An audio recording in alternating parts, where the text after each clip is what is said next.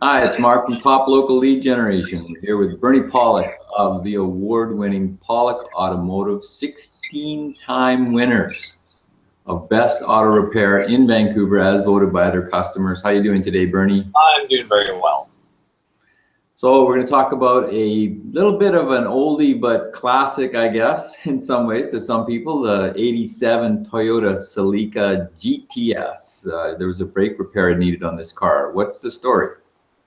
Well, yeah, you're right. It's getting to be a bit old. I was just thinking this car is 29 or 30 years old. It kind of shocks me when I think about it because I remember these cars when they were brand new and they're awfully nice. So what was going on with this Toyota? It was a bit of an old car, not in the best of shape, pretty rusty, but obviously had some great value to the owner. And he said there's some problems, it makes some bad noises when I go around corners and when I hit the brakes. So that's basically why the car was brought in. So driving noises and braking noises.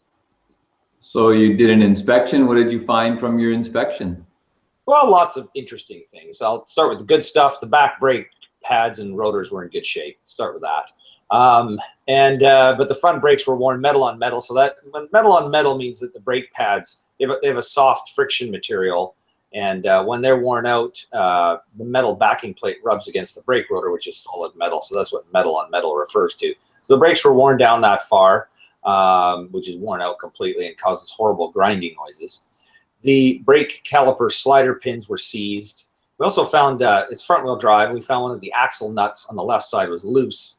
And so that was causing the brake rotor to rub against the caliper bracket. That was easily fixed. Just tighten the nut and away it went. That was fixed up.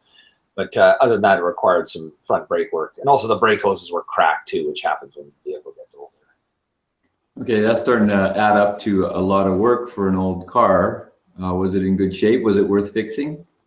Well, the car, I mean, in my opinion, wasn't in great shape. And I wouldn't have blamed the owner for saying, I'm sending it off to the scrapyard, but he chose to fix it. So I think to me, it's really the value of the car is what you as the owner put on it. And whether you want to fix it or not. I mean, sometimes we, as technicians and shop owners, we have judgments as, this car's not worth fixing, or this one is. And we get people with really nice cars that choose to not fix things, and I kind of roll my eyes. And then you get someone who takes a car that's, you think, this is just a foot away from the scrapyard, and they go, yeah, I want to fix it and spend some money on it. So it's really up to the owner to to choose what they want to do. We'll just have a quick look at this car here, just for nostalgia's sake. And here's the large view. It's an 87 Celica. There's a bit of rust on this car, so it's not in great shape. But after doing the repairs, it actually ran really well. Peppy, got lots of power, so it's still got lots of life left in it. And the mileage on the car isn't particularly high, so it will probably go for quite a while if the body doesn't rust out completely on it. So people don't think about the big picture cost of car ownership always. Why do you think that is? I think people get kind of emotionally attached to cars, and they have these notions. I've had a number of people go, well, the car's only worth $4,000. I don't want to spend half the value of the car on repairing it. And to me, this Celica here is probably, you'd be lucky to get $500 if you sold it on the open market. I mean, maybe $1,000. But so, the repair was far in excess of value. But what does it cost you to actually replace a car in terms of your time, looking for a car, the actual replacement cost, the added insurance, you just really need to sit down and really look at the facts and figures and the money and try to take the emotion out of it sometimes. That sometimes the cheapest car to fix is a car or to operate is a car that you already own. That being said, sometimes it gets to the point where it's not worth doing certain things.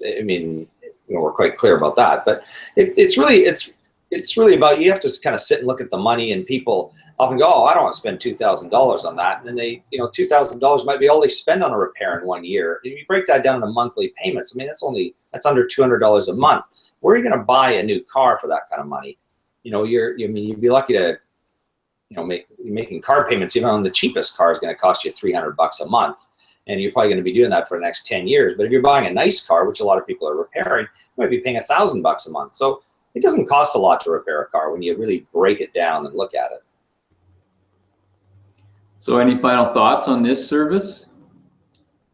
No, to me, it's just the whole idea of doing this blog post is really, we haven't talked too much about the brakes and the repair in detail. It's really about what's the value of the car to you, and is it worth fixing and keeping going, and how do you want to spend your money? That's kind of the key thing. Some people love spending money on cars and other people don't.